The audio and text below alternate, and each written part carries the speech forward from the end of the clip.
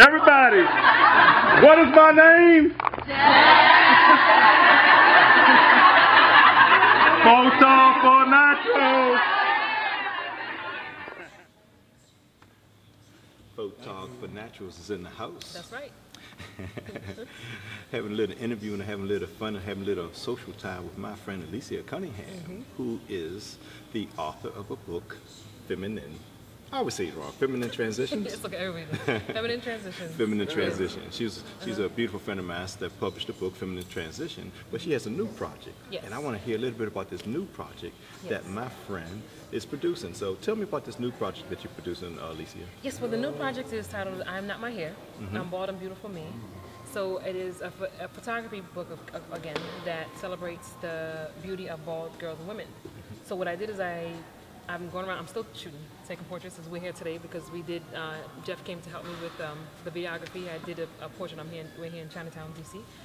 And I'm focusing on bringing awareness to hair loss, the women and girls who've suffered from hair loss. So I've collaborated with a few organizations, Susan G. Komen in DC, the Susan G. Komen in San Diego, who posted when I was going out to California last month. Also NAF, the National Alopecia Artery Foundation. The African Women with Cancer, Latina Women with Cancer, Sisters with SWAG, which is Sisters with Alopecia Group. And I'm loving the journey. So I came up with the idea because, you were there at the Big Chop when I decided to cut my hair. You did the Big Chop, Yes. right, exactly. That Big Chop event that we were at, the Big Chop to Stop Cancer, which was Zori Works, Yes. Andrea and Taylor here in Washington, D.C. From that chop of you having your hair cut, it has inspired you far further than what your book produced, Yes. Feminine Transition. Right, yeah. And that's right. Yes. It came from that. Right, yes, it came from that there. Because you had some things that evolved from producing that book with women not being able to shed certain aspects of like their makeup to do that. Right, yes. Remember that story that you told me that? Yes. Was that still part of this inspiration of diving in a little bit further with the journeys of women or the beauty uniquely that women should experience of themselves, the inner soul? Right, yes, and shedding layers. Shedding layers, right, yes. Right. So it really challenges women and girls, because I have one little girl so far who's 8 who I took a picture of. And it really challenges them to just be open and honest and just about who they are, you know, so I know the majority of women that I did take pictures of, before they sat down, they took their wigs off.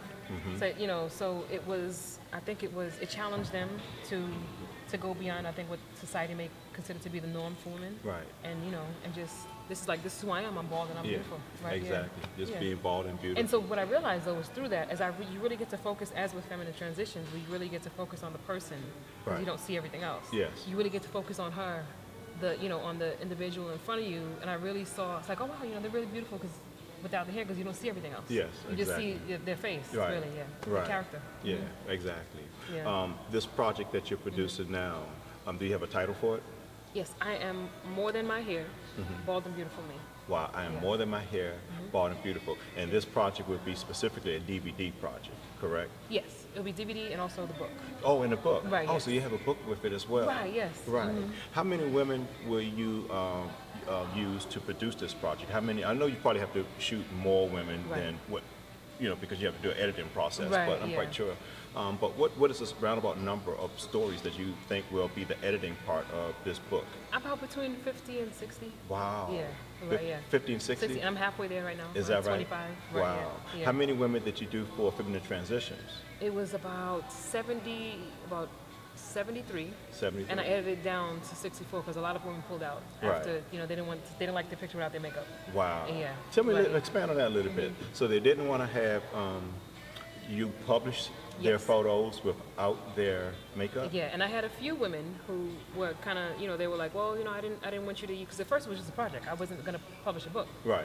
And then after they saw it, when I mentioned them, they signed a release, but I was still like, well, let me go and let them know I decided I'm going to produce the book. They were like, oh no, well, I don't want you to produce it into a book, because then you're making money off of me and this and that. But I really think it had to do with internal, whatever was going on. Right, yeah. I don't think it really had to do with me and producing the book. They didn't want their picture. They didn't feel like they were beautiful. Yeah. And there's nothing I can do, really, to be honest. I can only encourage them. Right. But I can't force somebody to think what they don't think. Right. Yeah. Back to the book again, one more, and then we want to go back to your new project.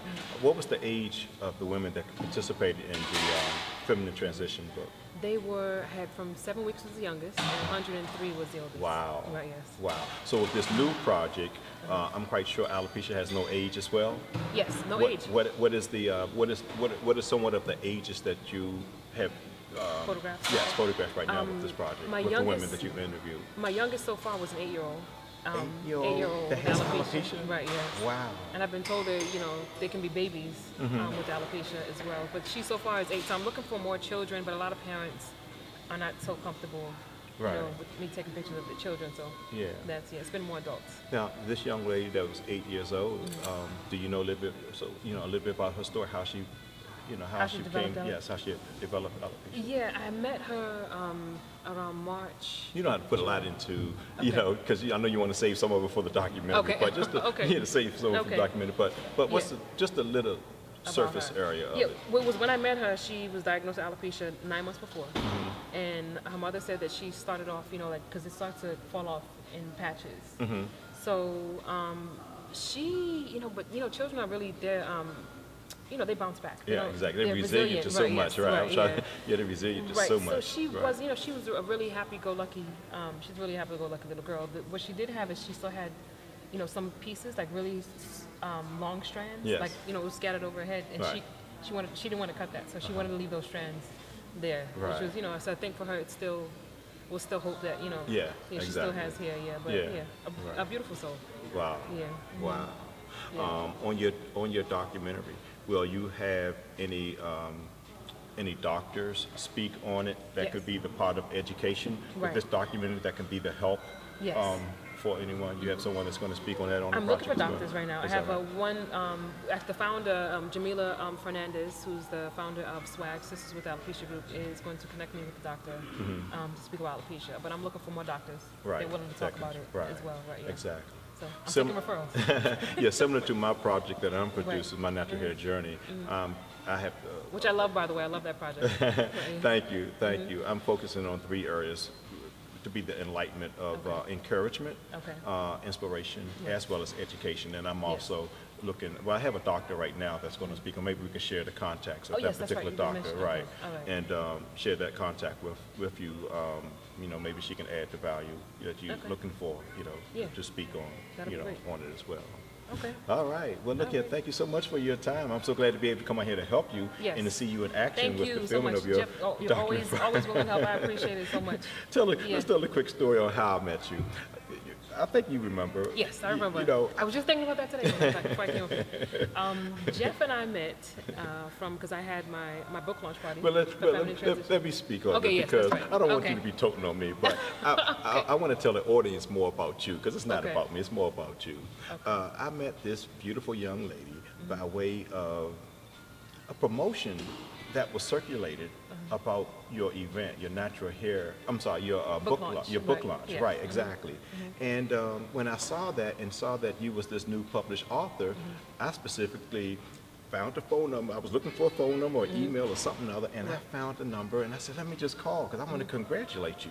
Just from one photographer to another, just want to congratulate you on your accomplishment of publishing a book. And I called, and I left a number, I left a message, and not really expecting that you was going to call back, just thought you was going to just accept the congratulations, and that was going to be it. But you called me back, to thank me, and I thought that was, far more than what you needed to do. And of course I did tell you that I was going to help support your project as well financially, which I did. And so appreciative that you called back, because that was the starting part of a friendship that you and I've had. And then you end up calling me about a photographer that was needed for the Zori Works. Exactly. And then we end up going to Zori Works. And I did the big chop. You did the big chop there, exactly, with Johnny Taylor, First Lady Michelle Obama's hairstylist and whatnot. And from there we have nurtured a great friendship, as well as I did go to your I did your photography for your for my book launch. For your book launch, exactly. Because it was all around the same time, like the same week. I felt like it was like the same month. Yeah, I think the event was on Thursday. Yeah, Missouri Works, Big Chopper Stop Cancer was on. Right, Yes, yeah. it was in October, right? Right yeah. here, close to this month, right here. Right, yeah. And then that's right. Yeah, exactly. Okay, and then your book signing was on that Sunday. Right. Yeah. So it was just a few days. Yeah, just a few days. Yeah. Right. Yeah. So that was great. I'm meeting you for the first time, getting the big chop. Right. And then seeing you the second time with your hair all, decked out, and, and this nice little small crop and whatnot. It was looking real good. Yeah, thank you. So you saying this doesn't look good now? No, it looks good now. No, I'm joking. I love your hair. I love your hair. I love your hair. I'm joking. You know I do. Right, And then since then, where we've been? We've been to Philadelphia. Right, Philadelphia, and just staying connected in your documentary. Exactly. Yes. Right. Yeah, my natural hair journey. Yeah. Right. So I was a part exactly. of the documentary Because you did contribute to my project as well. Yes. So anyway. Yeah. Well, that's a little bit about my girl, Alyscia Cunningham. Well, look here. Thank you so much for your time. I appreciate it immensely, always, connecting and helping you however I can, because that's just what I do. It's just the nature of who I am, to be able to help and lift and uplift. Yeah, right, yes. exactly. I believe in that. Right, so, yes. anyway, Most definitely. hey, Photogs for Natural here in Washington, D.C. We done took the accommodation of a restaurant. Right. And they didn't kick us out. Exactly. We got a studio set up in this restaurant. All right, y'all. Hey, peace and love. Okay. Fade to black.